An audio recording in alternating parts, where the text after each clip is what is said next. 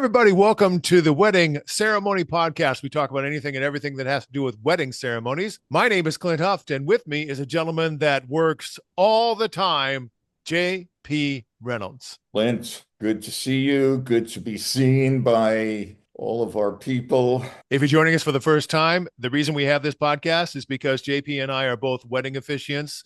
We've been doing it for a long time. We come from very different backgrounds, which adds to the flavor of our stories. And we are still working. That's another thing. The reason that we are able to record, oh my gosh, we're getting close to 400 episodes all told. It's because we keep doing weddings on the regular basis. And those of you in the wedding industry know every ceremony is unique. And we'll get into that in just a second. All right. A couple of episodes ago, JP, you talked about the concept that you and I are very lucky in that we work with the best of the best wedding planners, event planners that have risen to the top of the food chain, so to speak. And with that comes a lot of things that we don't have to deal with because it gets filtered out through that level of wedding planner. Does that make sense? Absolutely. Absolutely. Well, having set the table for that, I want your opinion on this. I thought I might have overreacted internally. I maintained a professional demeanor while it was happening, but afterwards, when it was over, I talked about it to my wife along the lines of, did this really happen? Okay, here's the deal. Last night, I'm on a Zoom call, and that's the world we live in now. I'm on a Zoom call. And because we can do Zoom, a lot of people can join in the conversation. In other words, when we used to say, Clint, I had heart surgery a couple of years ago. My heart right now, I feel like I'm going to have to call urgent care. I am so nervous as to where the story is going. I just want you to know, if I pass out, just keep talking. Okay, go ahead. I would like to tell you that it's not going to be that bad, but I'm not going to tell you that. I'm with you, bro. Okay, when we used to meet people in Starbucks and that sort of thing, most of the time it was just a couple. Maybe the event planner would be there, probably not. Usually it's just a couple. Well, now that we're on Zoom, everybody who feels they have a stake in the wedding is going to join in. All right, last night I'm on a Zoom. It's the event planner, mother of the groom, the father of the groom. At the last second, they get a text from the groom saying, I want to postpone this. But when postpone this Zoom. The Zoom. Okay. Yeah. Now, we have scheduled and rescheduled this Zoom meeting, and the wedding is coming up in just a couple of months. I don't know what's going on, but I'm pretty flexible on that kind of stuff. You know, we meet, we don't meet. I don't care. It's whatever. And I apologize, Clint, for interrupting you. Have you been hired by this couple, or is this Not yet. Okay. Which is a big part of this story. You know, when they come to us, they pretty much have done their research. They've seen us online. They know what we do and what we've done and all that kind of stuff. All right. So the mother of the groom is pretty much driving the ship. The groom comes on, is in a very unique frame of mind because apparently he's had a really bad day. And so that's why he wanted to reschedule, because he's just had a bad day. His fiance is originally from Brazil. But what that means is her parents are back in Brazil, which is why the mother of the groom is driving the ship. We get into a conversation. I explain everything that I do. So I want to reset the stage. The event planner, the groom, the bride, the mother of the groom, and in the background, the father of the groom. So we're talking about a lot of different things. I explain my process and having a wonderful conversation. And then sometimes, I don't know if you've been involved in a Zoom conversation like this, where you just... Wait. I have never been involved in a Zoom or in-person conversation like this, but proceed. You have been involved in conversations where people just kind of need to vent for a little bit? The couple, maybe. I've never had that many people in an initial meeting. When I get to the punchline, it's going to make it even more dramatic, knowing that all these people are on the Zoom call. My thinking is, one of my jobs in these is if they have anything that's going on that they think, because I'm clergy, that they can just vent to me, I better shut up and just listen. And in a Zoom call, that means I'm just staring at the camera. Oh, and I'm trying to be present and offer them whatever it is they're hoping to get from me. And most of the time, it's just a sympathetic ear. This meeting lasted an hour and 10 minutes. Okay. Now, you and I both know those meetings really don't have to last longer than 20 minutes. It just kind of depends on what's going on. But a lot of people had a lot of... Actually, that's interesting, Clint, because I actually, most of my initial meetings go for 45 minutes to an hour. It depends on what they need to talk about. Like if we need to go into detail about the marriage license or they want to share with me, that sort of thing. I understand completely what you're saying.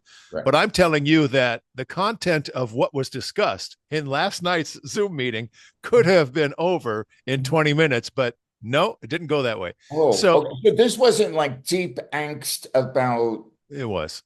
it was. Yeah, on the groom's part, because he apparently had a really bad day from a business standpoint and from a personal standpoint. And then he lit up a cigar and his fiance couldn't stand the smoke of the cigar. They're sitting outside on their patio. He said, go on the other side. Well, that's the direction the wind was blowing. Also, she left and he said she's going to get food is being delivered at our front door right now. She's going to go get the food because she's hangry. Trust me, she'll be better when she eats. She goes and she's just off camera, but every now and then you see her elbow and she's eating. Then I described my services, and then the event planner said, or no, the mother of the groom said, will you be there at the rehearsal? And we get this question a lot. And I said, well, that really depends on what you feel you need, because the way I work, they build their own ceremony, so there's no surprises. As JP has said in past episodes, the rehearsal is really choreography, and the event planner takes care of all of that. And I explained in so many words that concept.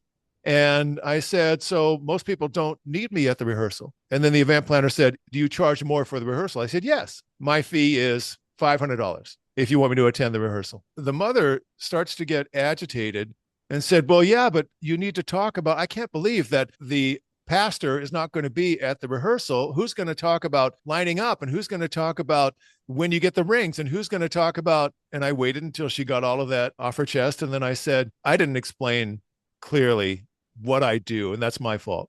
So then I reiterated, they have their hands all over the ceremony. I said, there's a lot of officiants that show up with their ceremony. They have to tell you what's going to happen because nobody else knows. And so that's why they would attend the rehearsal. This is completely different. Having said that, I love rehearsals. I'm open on that day. If you want me there, I love it, and I'll be there. I've already stated my... Clint, do you really love rehearsals? I do. I love them because they're loopy. I love it. It's almost like I feel like I'm observing the personality of the wedding ceremony and the wedding, with all these things going on around me. But eventually, at some point, I say, okay, you stand there, here we go. But I just like the whole process. And we don't rehearse the actual words of the ceremony. As you know, it's just a lot of fun moments that I like to do. But I charge for that. I explain all of this. I explain all of it. And finally, the event planner says, no, I take care of that for the rehearsal. I take care of where people go and when they get there and that sort of stuff. The mom was still having kind of a tough time with that. Now I get to the crux of what I wanted to talk to you about. In front of all of these people on Zoom, the event planner says, will you give us a discount on the fee for the rehearsal? And she threw out, will you do it for $300? I want to make sure you understand the context. All these people are on Zoom. This is all happening live. And I said, no, my fees are firm. How about $350? No, not even 400. No. And then I let it go. I didn't get agitated. I'm giving you a little bit more emotion right now than I did then. All I just said was, no, my fees are firm. And I reiterated, and you may not need me at the rehearsal, but I'm available if you want me. It's completely up to you. Eventually, we finished the conversation, said, thank you very much. Let me know what you want to do. And we ended the Zoom. Now, quickly, the event planner that you have a working relationship with, that you've worked with in the past, that you thought you knew? It kind of came out of left field. See, this is tough because you and I have both been doing this for decades. And it's possible that we have worked together in the past. Maybe she was with somebody else's company and now she's out on her own. I'm not really sure. There are event planners that some of our faves overlap, but we each have like a half a dozen event planners that we just like, if they wanted us to jump through a hoop, we would, just because there's a relationship. This is not that kind of thing. This is not that kind of thing. But let's consider some of the best planners that we've worked with. Number one, none of them would ask for a discount because they're at a level where this is what we charge. That quality of event planner understands that they are not only there for the benefit of their clients, but that they're introducing their clients to vendors who they trust and value. And because they trust and value the vendors, they respect the quality of our work and are not going to denigrate that quality by saying, hey, do you have any coupons that you could give us? I like that you use the word denigrate. That carries a lot of weight in my world, and I think that's fantastic. Yeah, it's a bizarre thing. It reveals a lot about who she's used to working with, what she thinks an event planner is supposed to do. Yes, what an event planner is supposed to do, and also the nature of the officiant couple relationship. I place a high premium upon the fact I say to people, I am not a used car salesman. I am not in this conversation to seal the deal, make the sale. This is not about making the sale. This is about exploring, am I the right person to help bring to life the vision that you want for your ceremony? And it's about relationship. Would she have a right to ask for a discount? Sure, but you do that off camera. Exactly. And you have that conversation where it's like, Clint, I'm almost embarrassed to ask you this, given the parameters of their budget, blah, blah, blah, blah, blah. If you were to come to the rehearsal, would you consider 300? But to do it in front of the client. All right. So I grew up in a home where my father believed that, and this has done me no good in the world of business, but the belief was a gentleman never discusses money. There is this part that still stays with me where there's a time and a place for financial conversation, but the time and the place is not in front of the client. And also it speaks to, and without knowing this event planner and without having seen the video of this Zoom meeting, which I hope to God was recorded, she should have been, listen to me, she should have been aware of the awkward dynamics of the conversation, should have clued into the emotional roller coaster of the participants and understood that that's such a loaded question, even in the best of times. It just is so wildly inappropriate. And props to you for maintaining your composure. Yeah, thanks. When I just say no, just like a simple no, right. I don't know really how that comes off. I remember there was a couple that I met with, and they weren't going to have their marriage license in time for the ceremony. And it's something to do with a complicated prenup and that sort of thing. So this is before COVID. So we're having an in-person meeting, and the event planner, coincidentally enough, it was Charlie, who was a guest on a previous episode, and she's amazing. And so anyway, she was there, thank goodness. And I explained that if you don't have a marriage license, we'll still have a ceremony, but it'll be a commitment ceremony. And I can't say husband and wife, Mr. and Mrs., or any of that language that would think that you're actually getting married, because you're not, because you don't have a marriage license. The bride just couldn't wrap her mind around that. She really got upset, at the little restaurant where we were meeting. I can't believe you're doing that. I can't believe that that doesn't make sense, and blah, blah, blah. And I explained a few different ways, because I'm aware that words are just symbols. We just use them to represent whatever we're trying to communicate. And so I thought, well, let me say it a different way, or let me say it, this way. And so when I got to the third time and she kept going on, I finally just looked at her and said, no. I thought that was the only thing that was going to stop this, is no. Right. I didn't say, no, it's not going to happen. I didn't say any of that I just said no. The reason I was really happy Charlie was there was she was the witness to this whole conversation. But to the groom's credit, he said, no, I get it completely. That's fine. Yeah, last night was bizarre. There's no guarantee that they're going to hire me, even though the groom said, we've already looked at everything you have, and we want you. I'm sorry, I interrupted you, but I'll continue to interrupt you. Would you want to be a part of this? Because if I had been involved in this, and the conversation had ended, I would have reached out to them and said, I just don't, life is too short. I have no interest in being a part of this. No, I don't think that way. You know what it's like when people come to you and I, and they'll say, while you've married so many people, have there been any couples that you thought this is not going to work, meaning their marriage? I just had that conversation. Yeah. Did you? Yeah. It seems to be one of the top 3 questions of people when they find out what we do that they ask us. And my response has always been, I don't think that way. I think they have their work cut out for them. Every relationship is unique. The success of their marriage has nothing to do with what I think. I don't know if I told you this story. I was on a panel of officiants. This is a long time ago. This is more than 20 years ago. It was an industry event, and they had a panel, and the room was filled with event planners. And on this panel were I want to say 5 or 6 officiants of all different types. This one officiant made the statement in front of this full room. She promises couples, if I marry you, you'll stay married. Whoa. I know. I know in my head. And Whoa. again, I'm trying to maintain a professional demeanor without putting any aspersions on her. All I thought to myself is, how can you say that and mean it? And she meant it with all of her heart. If I marry you, you'll stay married. I don't know how the rest of the room reacted, but in my head, it was everything I could do to not turn my head and go, what? I just kind of let it lay, let everybody else form their own opinions on that. People still amaze me, kind of like what the event planner did last night. The other aspect of last night, though, that was interesting, I have no patience for parents being in on my call with the couple. You don't belong here. You have nothing to contribute. Nothing. I don't want to hear you speak. Okay? You want to hear the word no? It's like you can stay in the Zoom box in the upper right-hand corner, and that is where you stay. All right? You put yourself on mute. You want to stay on mute. Okay? I am not interested in anything that you have to say. When my daughter was taking dance classes when she was in elementary school, they would not let the parents anywhere near the dance room. Yes. You can Okay. sit over here and look through a window if you'd like to, but you're not coming in.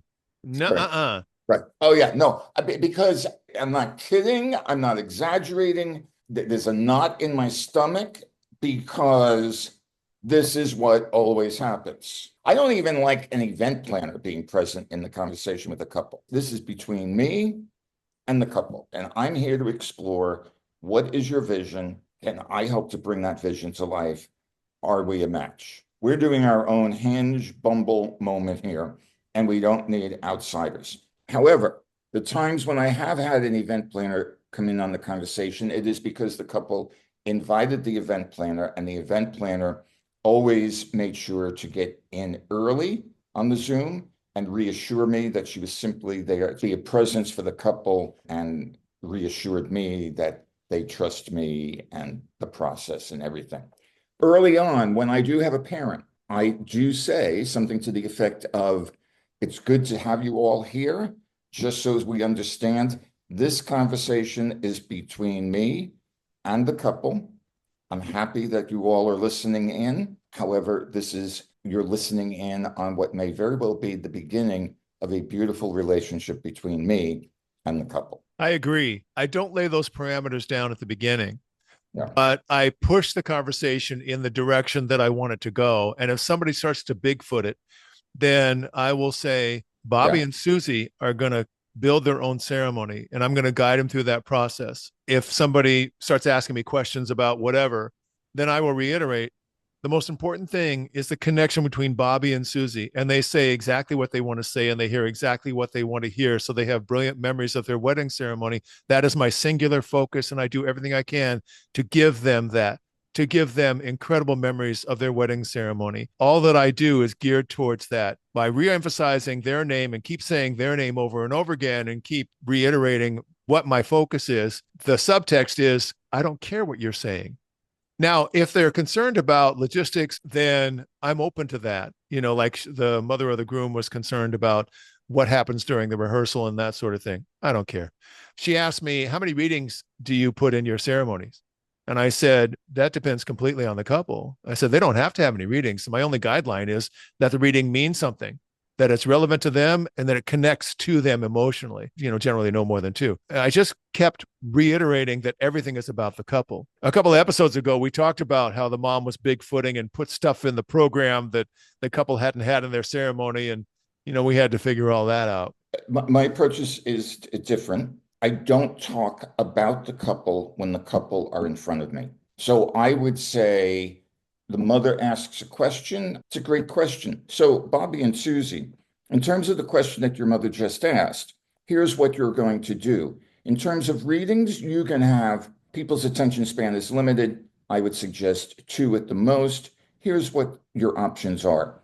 I go right into talking directly to the couple, and I don't talk about, that the couple in the third person or talking about them. It is like, sweetheart, thanks for the question. Now let's go back to the people that I'm talking to. I like that. I like that a lot. I guess the only way that I can really say that we're on the same page with that is I keep reiterating the focus, and I keep saying their names to make sure that everybody knows it's all about them. What I do is, but I like what you did. You you redirected the go, question directly. I like that. what you do is the technique is, that's a great question. So, Bobby, Susie, in terms of the issue that your mother just brought up, here are your options. And then you just keep saying that. I like that a lot. Yeah. Yeah, that's cool. Because it just keeps them off to the side. The other thing is sometimes, well, for instance, this event planner would interject something. In my head, that's how she viewed her job, was to be the guiding force. What I explained is that the wedding ceremony is a unique thing in the middle of a big, long wedding day, and that she's going to take care of everything for the wedding day. My focus is on the ceremony specifically and how powerful that is. And it's not unusual for an event planner takes that technique of saying, well, we're going to do this and we're going to do that. And I'll just say, we're probably going to do something just a little bit different because X, Y, and Z, especially because you and I generally don't attend the rehearsal. And so when I show up on the wedding day and I'm checking everything with everybody, if they say, well, at the rehearsal, we did this and this and this, then I will say, oh, that sounds great. We're going to just change it just a little bit, because I know through experience that if we do what I'm going to tell you to do, it's going to flow and everyone's going to feel really comfortable and there aren't going to be any awkward moments. I don't contradict anything. I don't say, no, that's stupid, we're not going to do that. I just say, we're just going to tweak that just a little bit. And that's the way I kind of protect the couple. I have told event planners, and they know this, the planners that work with me and trust me, I say, you are the admiral of the fleet, and I am the captain of the ceremony. You're the admiral, you are in charge of all of this, but I am the captain of this ceremony, and I am going to get it in support. And here's what I need from you. And I say to them, I just need you to get them down the aisle. And once they come to me, they have nothing to think about. I'm going to guide them through everything. And I tell couples, I say, look, on the day of your wedding, I suggest you get name tags, because you're just not going to know who you are. I'm going to arrive an hour ahead of time. You're going to look at me and you're not going to know who I am. But does this guy work at the hotel? No. That's funny. It's true. I do reiterate during, in the hour before the ceremony, when I'm interfacing everybody, I say, I'm Captain Obvious. I'll take care of you. Don't worry about a thing. If you do this, I'll tell you to do that. And don't worry, I'll take care of you. I'm really casual about it. And I'm Captain Obvious, and I will take care of you. I love that, Captain Obvious. That's Pixar, right? Captain Obvious, a new No, movie? that was a commercial. It was a commercial for hotels or something. I think it's a Pixar movie. And also in terms of rehearsals, for me, like I leave at rehearsal and vow to God that I'm going to go on a path of righteousness and beg for God's forgiveness, because I have now seen a vision of hell. Why do you not like rehearsals? Oh, I mean, I guess I love the wackadoo. You know that I love wackadooness. You know I love story. You know I love psychodrama. You know that I'm into all of that. But it's like on a Friday afternoon at 3:00 in the afternoon, and I now have a 10-hour ride back to the valley because of Friday afternoon traffic, all for these people that mill about like sheep. And then it's line up. All right. It's like, put your drink down, a line up. And now and it's like seeing grown-up human beings practicing walking down an aisle. And it's like, no, no. And then throw in little people, throw in the flower, and it's like, I'll see you tomorrow, kids. And that's it. Maybe. Oh, yeah, no. I say in my first meeting, I say, I do not attend the rehearsal. You rehearse only choreography. That is the job of your day of planner, your event planner, the coordinator at the venue site. And they'll say, well, could you come? And I'll say, when is your rehearsal? And they could say either that Friday or that Thursday or that Wednesday or that Tuesday or that Monday. And I'll look over this way and I'll say, oh, I'm so sorry, I'm giving a workshop that day. No matter what day it is? No matter what day it is. And when you look off to the side, what's over there? Nothing? Well, my calendar. It's like, oh, you know what? But is your calendar actually there? Yeah, it is actually there. Oh, okay. I thought that'd be really funny. Yes. I worked with a guy that did stage work with puppeteers, and I went to see his show. And there's one part in the show where he looks off to the wing as if the puppet was doing something really wacky. And I said, who are you looking at? He says, oh, there's nobody over there. It's But just that's just no, so that would make it. I do have a legitimate calendar book here, and nope, nope, giving a workshop. I'm That's so so sorry. Oh yes, but you're in good hands with your planner. yeah. I always reiterate And that. I say, I will be there. I say, when I arrive, your planner knows they have 1 hour to showtime. You can guarantee that. And I say, I will have plenty of time to touch base with readers, musicians, photographer, yourselves, blah, blah, blah. Yeah, the mom last night just couldn't wrap her mind around the fact that I said I show up early, I go to everybody that's involved, everybody that's participating, everybody, and I just make sure they're comfortable and they know what's going to happen and what the couple has chosen. And she couldn't wrap her mind around that. She says, I just don't think. She said an hour before the ceremony, everybody's mind is someplace else, and they're not going to be able to absorb whatever you tell them in terms of lining up. And then I realized, okay, we're living in different worlds right now. Right. And so I just had to bring everything Right. back to the event planner. Right. May I suggest you could have said to her, you could have smiled and could have said, but madam, we are more than an hour out from the ceremony, and you're not able to wrap your mind around anything I've just said. Yeah. I'm kidding. I'm kidding. I'm kidding. I'm kidding. You acquitted yourself as a gentleman. And I say, I try. and this is why after every Zoom, I feel dirty and I feel just a nasty, mean human. And it's like, why can't I have some of the milk of human kindness that one has? Oh, JP, it wouldn't be the Wedding Ceremony Podcast without you. What you bring is just priceless. We're going to wrap this up, although I am excited about 2 weeks from now when we speak again. JP, tell everybody how they get in touch with you. If anybody now, even remotely, is interested in getting in touch with me, I promise I will respond to your email. I am jp@jprweddings.com and on social media at jprweddings. And also, everybody should know that JP is a brilliant communications coach. Thebusinessofconfidence.com is that website. Are you laughing because of everything that just transpired? Yes. They may not believe the word brilliant, but go ahead. He also is a brilliant author. His books are in the Amazon store and in the Kindle store on Amazon. They are all wedding focused, and I highly recommend you check those out.